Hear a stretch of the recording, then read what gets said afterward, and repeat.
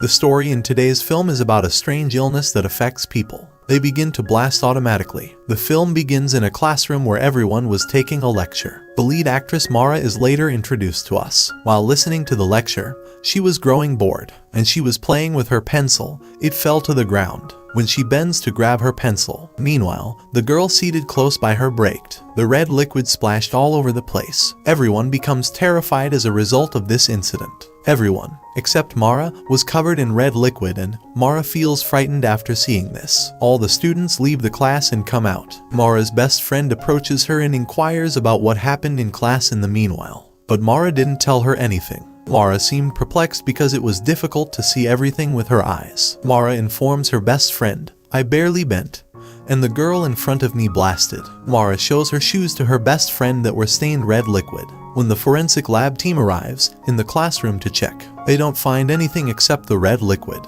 The students were afterward taken to the police station for an investigation.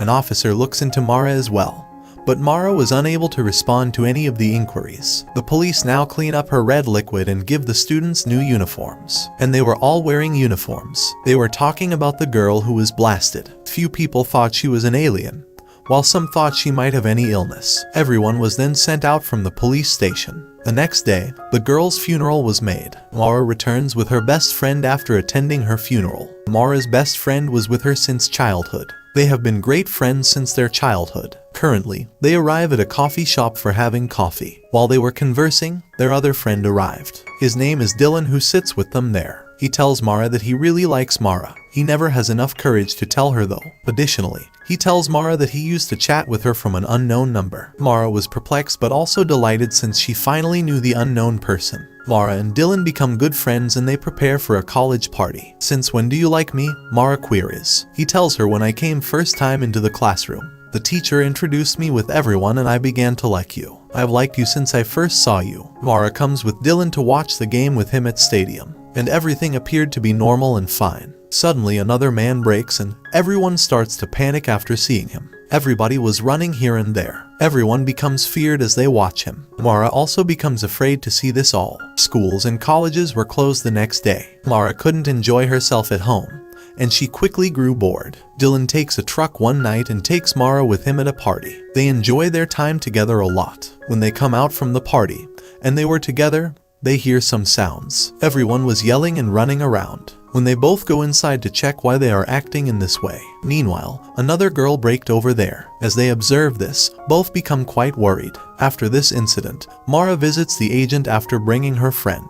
She starts to question why people are blasting in this way. There might be any reason behind this. "What do you believe caused this explosion?" Mara asks. The agent claims that the cause is still under investigation but will be discovered soon. Why is this taking place with people? Why is everyone exploding? The next day, Mara goes on a long drive along with her friends. Suddenly, the friend who was driving braked. Before they could make any sense, Mara's other companion brakes. Mara informs Dylan, who has also reached there. But when he notices the state of the car, he starts to feel terrified. Their car was covered in red liquid and he didn't find anyone in the car. In the midst of the red liquidy scene, he notices a stone on which a hand was drawn with red liquid. He learns that someone might have gone toward the jungle. Mara might be, and Dylan subsequently discovers Mara. She arrives at a pond to clean herself, because her body was covered in red liquid and Mara was quite terrified. She gives Dylan a hug, and eventually they return to normal and engage in conversation. As they were talking, some people wearing protective suits arrived. They take them to the hospital. A doctor examines Mara. All of the pupils were kept quarantined, and the doctors called the students. Since only students were experiencing this all till now,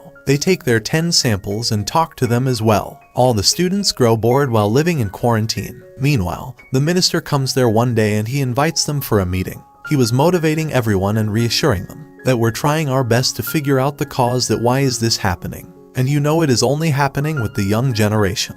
We'll look into this soon. You can return to your home if you accompany us. Mara and the other classmates become angry after hearing this, because they were forcibly put in quarantine. They begin to raise their slogans against the government. Another boy starts to break as they are doing this. The exploding process begins gradually, one by one. This incident leaves everyone in shock. Nobody was aware that how this could be possible to happen to anyone. The remaining students were quite frightened, because they were afraid of the thought that whose turn will be the next. Doctors were making every effort as they tested each student separately. They also prepare medicine for them. However, no treatment has been successful to date, and all of the experiments failed. Because it was Christmas, all of the students were sent home to celebrate Christmas. They all grow excited to see their parents when they arrive to pick them up. Mara also becomes happy to meet her parents. She returns home and starts to get ready for Christmas. Mara visits that agent the following day and inquires about her test reports. The agent assures her that everything is normal. Later, Mara visits Dylan, who is delighted to witness her surprise. They propose to each other and Mara becomes quite happy. Mary at once accepts his proposal. They spend a great time together. The next day, a doctor comes into their class and asks them to exercise with a healthy diet.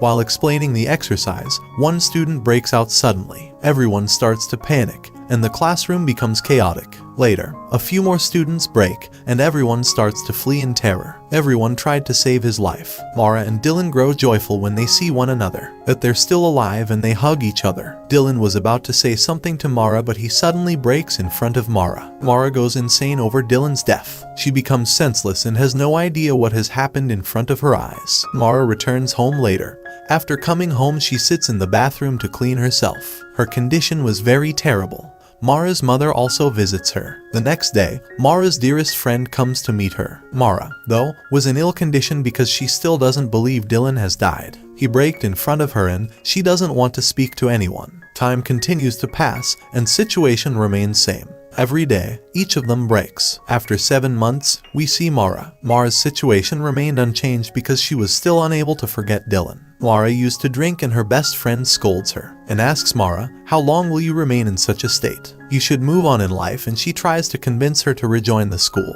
Mara, however, pays no attention to her and ignores her completely. Mara's health deteriorated significantly and she became alcoholic. Her parents became saddened to see her in this state. They ask Mara to move on in her life. "You ought to settle your life," yet Mara misbehaves with her parents. She claims she wants to break like everyone else and I don't want to live anymore. After hearing this, her parents become silent. She opens a website after going into her room, where all of her friends have sent messages against her. They claim that people were exploding everywhere Mara was. All of Mara's classmates at her school later believed that Mara was to blame for the explosion. And wherever Mara will be, an explosion will hit there. They start to think Mara an evil. Reading this, she becomes even sadder and visits her best friend. But Mara's best friend also thinks she is having any curse upon her. She believes that whoever will be with Mara would be braked. She also becomes afraid and leaves Mara. Mara was deeply hurt by her best friend's remarks. Mara goes to the school's convocation and tells everyone that she might be cursed. "I've made the decision to go away from here." Mara feels very guilty and depressed as a result. Later, Mara visits Dylan's grave and starts conversing with him while lying down there. She was crying and telling Dylan, "You always made me feel so special, and I'm missing you and only I know how I'm living without you." She starts crying after saying this, and Mara's mother joins her. She lays down next to her and asks her not to pay heed to the remarks of others. "If it was the case that people were bombed because of you, why are we still alive? You always lie with us," and Mara becomes quite motivated by her mother's words. She also pledges to live her life properly. In the morning, Mara comes to her parents and apologizes for her mistakes. The film's final scene reveals that the blasting of people has stopped. Mara's life has since been restarted, but in this film, it was a mystery why people were exploding, and no one has been able to know this yet. The film ends with this. Thanks for watching.